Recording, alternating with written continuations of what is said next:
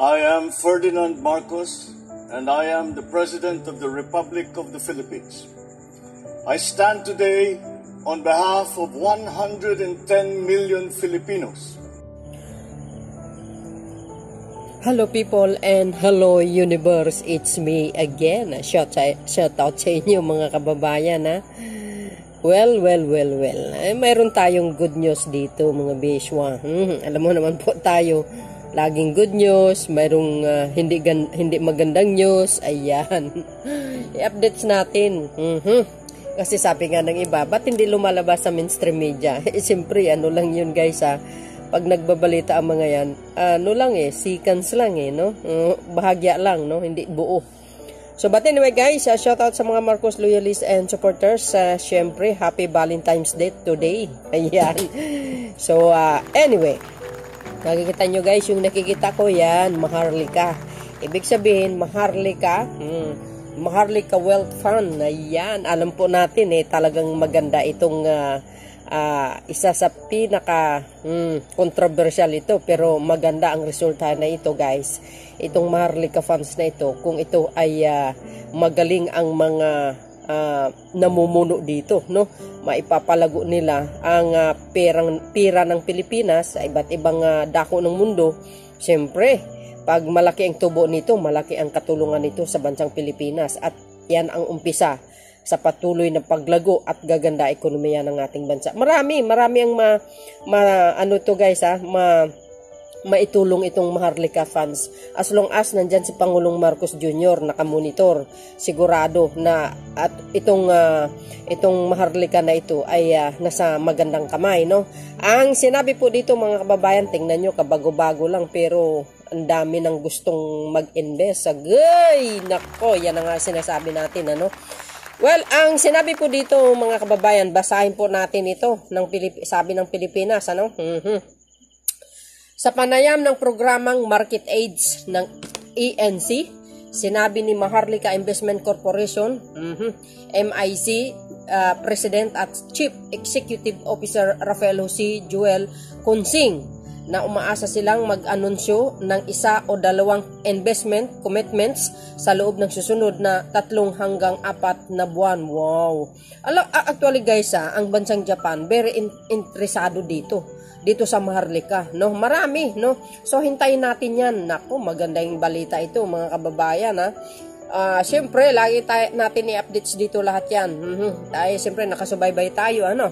Nauna nang inihayag ng MIC na maaring mag-invest ng pundo sa mga sumusunod na sektor upang makamit ang multi-generational commercial, economic at social wealth para sa Pilipinas: infrastructure, oil, gas at power, agroforestry, industrial, urbanization, mineral processing, tourism, transportation at aerospace and aviation. Agay, no? Maganda ito mga kababayan.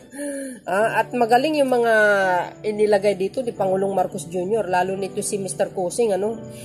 Sinabi ni Consing pala na ini-invest nila ang kanilang pera sa mga proyektong ito dahil mas mabilis umusad ang mga ito kumpara sa ibang sektor. Aba talaga namang expert, no?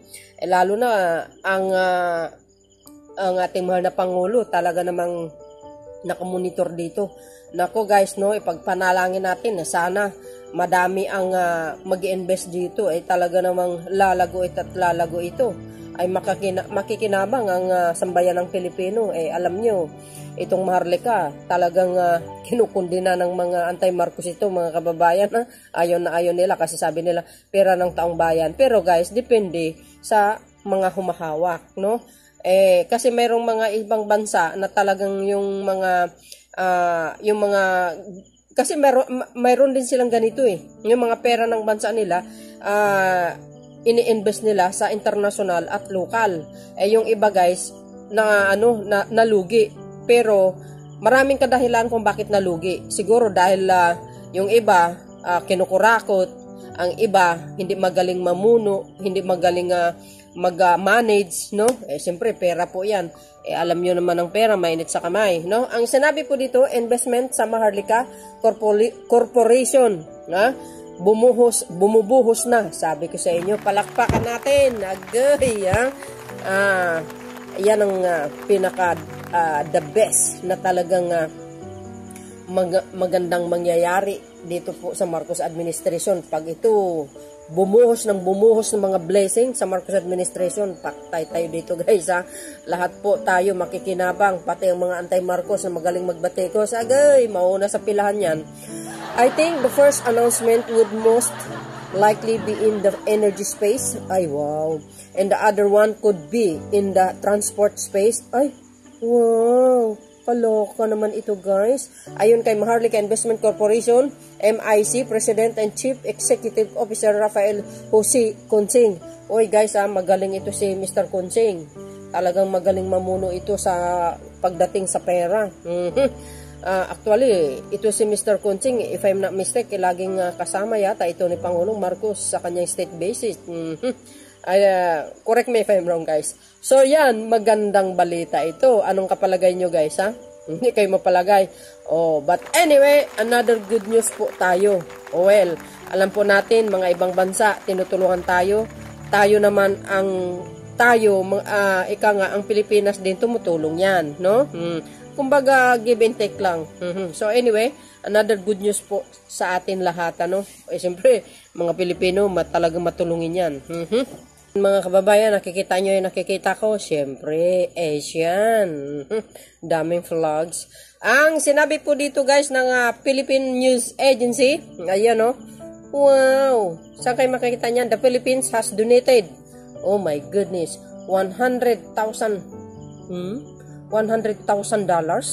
Wow, approximately 5.5 million to support Myanmar's recovery efforts from Cyclone Mocha that battered the country in May 2023.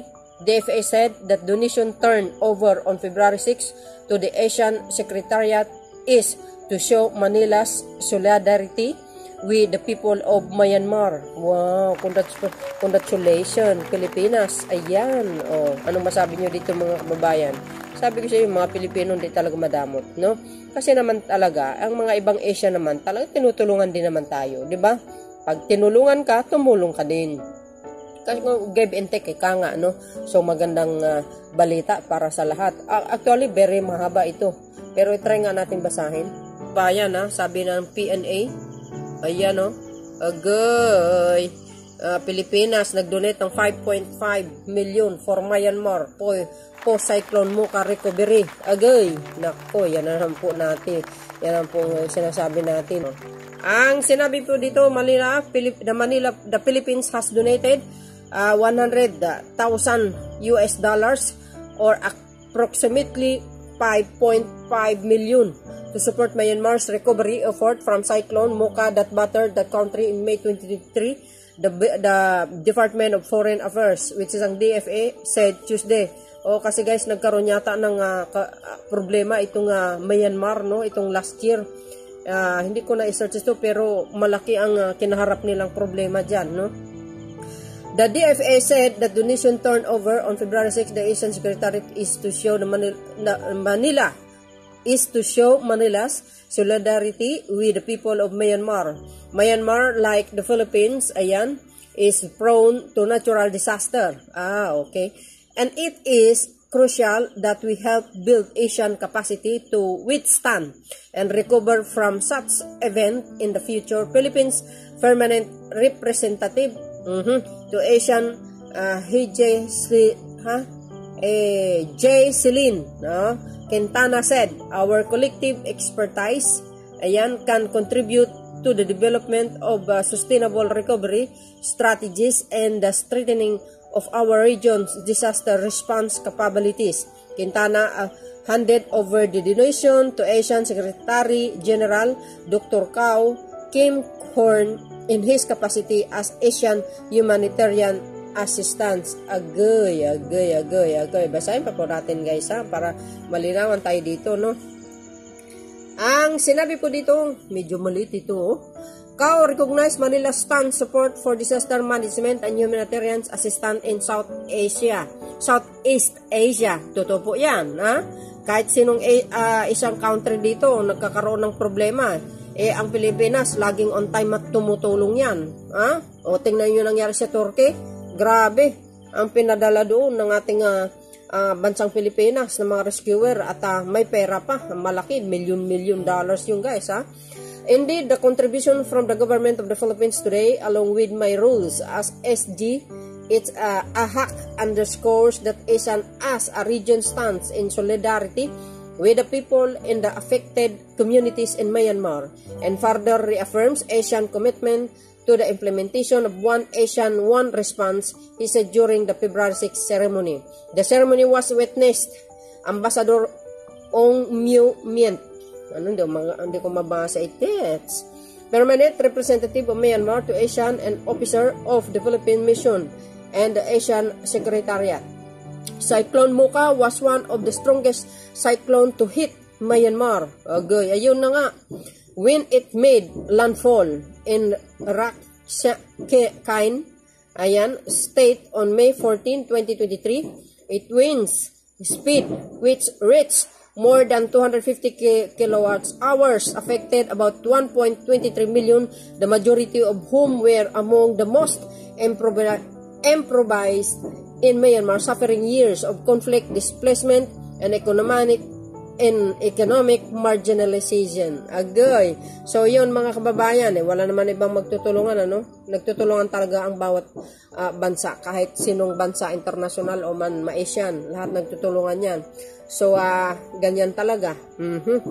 Kailangan marunong tayong tumulong para more blessing to come sa ating bansang Pilipinas.